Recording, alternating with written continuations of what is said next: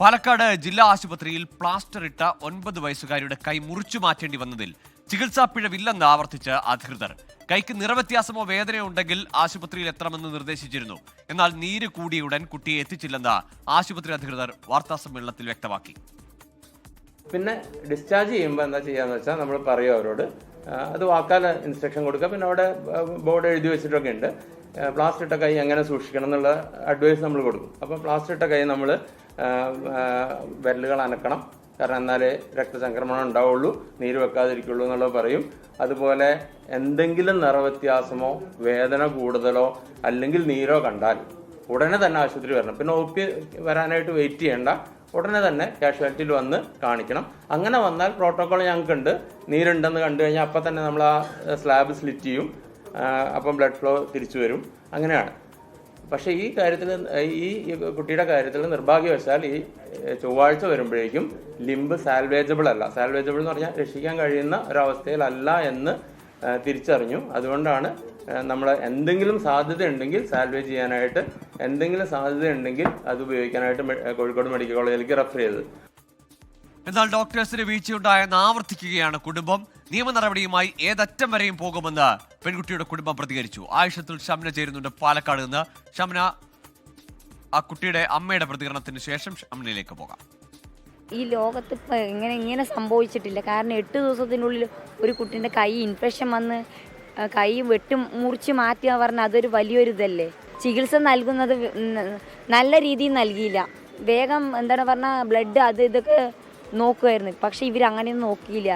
പിന്നെ ഞങ്ങൾ പറഞ്ഞ മുറിയുണ്ട്, മുറിയിൽ കൂടി ചോരയും വരുന്നുണ്ടായിരുന്നു. അത് ചിറ്റൂരിനെ നമുക്ക് മരുന്ന് വെച്ച് തന്നിട്ടുണ്ട്. പിന്നെ അവർ ആ മരുന്നെടുത്തിട്ട് പിന്നെ പാലക്കാട്ടുകാരും എടുത്തിട്ട് പിന്നെ അത് അങ്ങനെ തന്നെ വെച്ചു. എന്താണ് പറഞ്ഞാൽ എൻ്റെ മോൾക്ക് കൈയില്ല, ഇനി അവൾ ജീവിക്കണ്ടേ.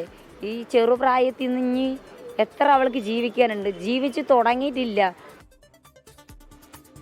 ഷംന ചേരുന്നു പാലക്കാട് നിന്ന്. ഷംന, കുഞ്ഞിന്റെ കാര്യം സങ്കടകരമാണ്. പക്ഷേ ഇപ്പോൾ ഈ ഡോക്ടേഴ്സിന്റെ ഭാഗത്തു നിന്ന് വരുന്ന പ്രതികരണം, ഇതിന്റെ എല്ലാം ഉത്തരവാദികൾ അല്ലെങ്കിൽ വീഴ്ച സംഭവിച്ചതെല്ലാം കുടുംബത്തിനാണ്.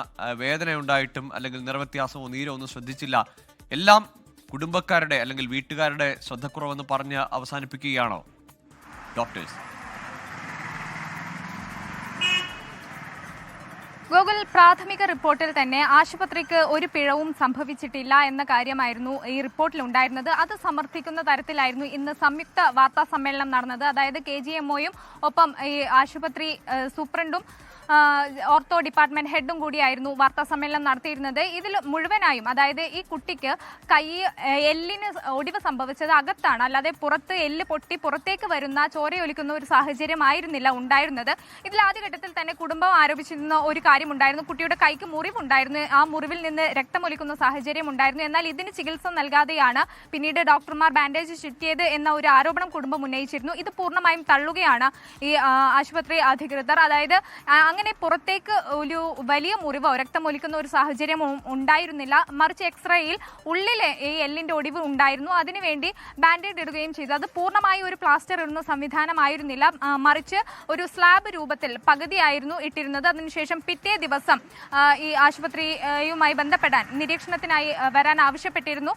അന്ന് വന്നപ്പോഴും ഈ കുട്ടിയുടെ കയ്യിൽ നീരോ മറ്റ് പ്രശ്നങ്ങളോ ഉണ്ടായിരുന്നില്ല. കുട്ടി കൈവിരലുകൾ അനക്കിയിരുന്നു എന്ന് തന്നെയാണ് ഇപ്പോഴും ഈ അധികൃതർ വ്യക്തമാക്കുന്നത്. അതിനുശേഷം പിന്നീട് 5 ദിവസത്തിന് ശേഷം വരാൻ പറഞ്ഞു. അത് സാധാരണ ഒരു പ്രോട്ടോകോളാണ്, സ്റ്റാൻഡേർഡ് പ്രോട്ടോകോളാണ്. സാധാരണ കേസുകളിൽ അങ്ങനെ തന്നെയാണ് ഇതിന് ചികിത്സ നൽകാറുള്ളത്. അതുപോലെ പ്രാഥമിക ഘട്ടത്തിൽ ഈ ചികിത്സ നൽകുന്നതിന് ആശുപത്രിക്ക് ഒരു പിഴവും സംഭവിച്ചിട്ടില്ല എന്ന് തന്നെയാണ് ഇപ്പോഴും ഈ അധികൃതർ പറയുന്നത്. മറ്റൊന്ന്, ഈ ചികിത്സ നൽകിയത് ജൂനിയർ വിദ്യാർത്ഥിയാണ്, അതായത് ഈ മെഡിക്കൽ കോളേജിലെ PG വിദ്യാർത്ഥിയാണ് ചികിത്സ നൽകിയത് എന്ന തരത്തിലൊരു ആരോപണം ഉണ്ടായിരുന്നു. എന്നാൽ ഇപ്പോൾ ഈ അധികൃതർ വ്യക്തമാക്കുന്നത് PG ഡോക്ടർ എന്നാൽ അത് ഡോക്ടർ തന്നെയാണ്, അല്ലാതെ ഒരിക്കലും ഒരു ജൂനിയർ എന്ന നിലയിലല്ല, അല്ലെങ്കിൽ ഒരു ഹൗസ് സർജന്റ് അല്ല, മറിച്ച് അത് ഡോക്ടർ തന്നെയാണ്. 2 വർഷം എക്സ്പീരിയൻസ്ഡ് ആയിട്ടുള്ള ഡോക്ടർ തന്നെയാണ്. അതുകൊണ്ട് തന്നെ അയാൾക്ക് സ്വമേധയാ ചികിത്സ നൽകാനുള്ള അധികാരവും കഴിവുമുണ്ട്. അതുകൊണ്ട് അത്തരം ആരോപണങ്ങളൊന്നും നിലനിൽക്കില്ല എന്ന് കൂടി പറയുന്നു. മറ്റൊന്ന്, ഈ കുടുംബത്തിന്റെ വാദങ്ങൾ പൂർണ്ണമായും തള്ളുകയാണ്. ഈ മുറിവിന്റെ കാര്യത്തിൽ ഉൾപ്പെടെ മുറിവിന്റെ കാര്യം നേരത്തെ പ്രാഥമിക റിപ്പോർട്ടിലൊന്നും എവിടെയും സൂചിപ്പിച്ചിരുന്നില്ല. പക്ഷേ അതിപ്പോൾ വാർത്താ സമ്മേളനത്തിലൂടെ അതിനെ ന്യായീകരിക്കുകയാണ്. അതൊരു ചെറിയ മുറിവായിരുന്നു, പുറത്തേക്കുള്ള ഒരു പോറൽ മാത്രമായിരുന്നു.